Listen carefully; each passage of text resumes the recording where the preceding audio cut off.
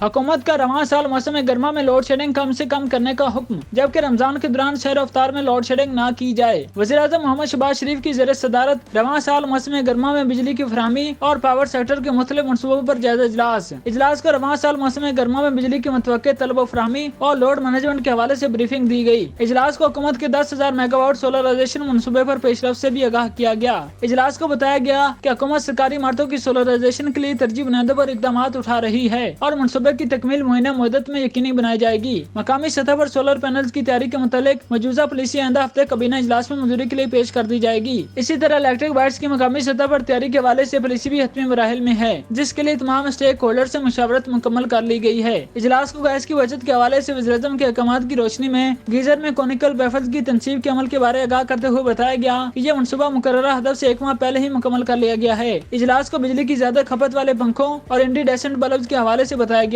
کہ ملک بھر میں کارخانوں میں ان کی تیاری رواں سال تھی، جو ان کے بعد مکمل طور پر بند کر دی جائے گی۔ اس حوالے سے متعلقہ صنعتوں کو آگاہ کر دیا گیا ہے۔ اجلاس کو کابینہ کے 3 جنوری 2023 کی بجلی بچت پلان پر عمل درآمد سے بھی آگاہ کیا گیا۔ وزیر اعظم نے تمام صوبوں کو ان اقدامات پر سختی سے عمل درآمد یقینی بنانے اور اس حوالے سے کسی قسم کی غفلت برتنے والے عناصر کے خلاف سخت کارروائی کی ہدایت کی۔ وزیر اعظم نے تاکید کی کہ توانائی کی بچت کو فروغ دینے کے لیے نہ صرف میڈیا کے ذریعے ایک منظم آگاہی مہم چلائی جائے، بلکہ اسکولوں اور کالجوں کے تعلیمی نصاب میں اس حوالے سے مواد شامل کیا جائے۔